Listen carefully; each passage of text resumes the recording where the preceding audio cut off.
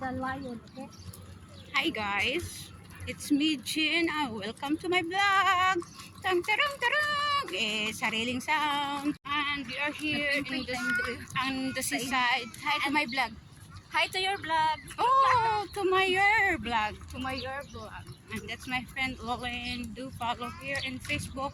Lalaine Kanyada. Huh? Yalla. No, Follow I me. baliktad my name. You baliktad your name. So, yun guys, nandito kami sa seaside. Yung maingay na bata dyan sa gilid. At pinagpawisan na talaga kami sa haba ng aming nilakad. Oh guys, this is my first time here. Sa tagal ko na dito. Ngayon lang ako nakapunta dito. And maganda siya for exercise, biking, walking, jogging, and everything. Yes, it's a park like seaside.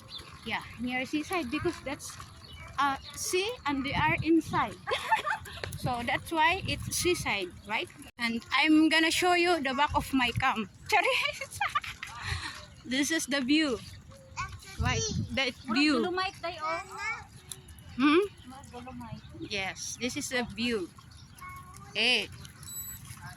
Yes, that's why, that's what I told you. You have to bike here, walking like this. Okay. So guys, don't mind my English because atin-atin lang yan. Uy, ang saday mo.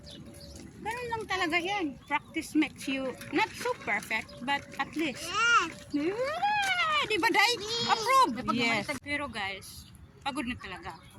Kasi sa matagal ng panahon ngayon na ako nakalakad ng mahabang lakad. Maganda talaga dito. Maganda. Diba? Buti na lang hindi masyadong mainit kasi time check is 9:40 in the morning here in Kuwait. Yun. So, yun lang guys. Sure ko lang kasi it's my first time here for long years nga nandito ako. Okay, bye-bye.